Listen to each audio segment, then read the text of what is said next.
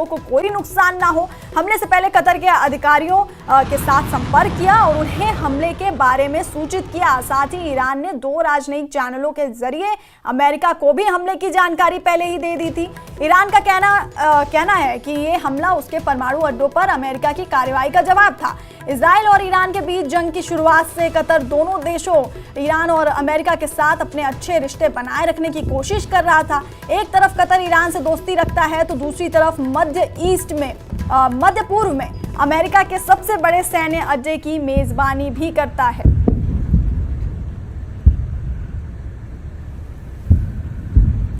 तो ईरान ने कतर में मौजूद अमेरिकी सैन्य अड्डे को अपना निशाना बनाया। अल उदीद पर मिसाइलों से हमला करने से पहले कतर को इस बारे में जानकारी दे दी गई थी। खबरों के मुताबिक ईरान ने सुनिश्चित करने के लिए हमले में कतर के नागरिकों को कोई नुकसान ना हो, हमले से पहले कतर के अधिकारियों के साथ संपर्क किया और उन्हें हमले के बारे में सूचित किया। इसके साथ ही ईरान ने 2 राजनयिक चैनलों के जरिए अमेरिका को भी हमले की जानकारी पहले ही दे दी थी।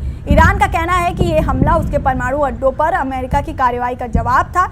इजराइल और ईरान के बीच जंग की शुरुआत से कतर दोनों देशों ईरान और अमेरिका के साथ अपने अच्छे रिश्ते बनाए रखने की कोशिश कर रहा था।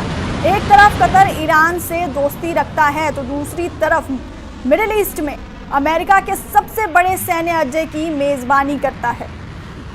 हालांकि ये कहा गया अमेरिका की तरफ से कि ईरान के मिसाइल हमले में किसी भी अमेरिकी सैनिक को कोई नुकसान नहीं पहुंचा, लेकिन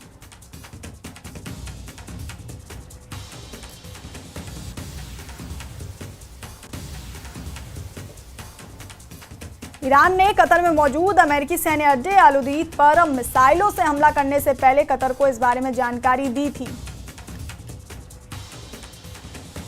और आपको बता दें कि कतर की तरफ से क्या कुछ कहा गया। तो ईरान के मिसाइल हमले में कोई नुकसान नहीं हुआ, ईरान को गंभीर नतीजे भुगतने पड़ेंगे।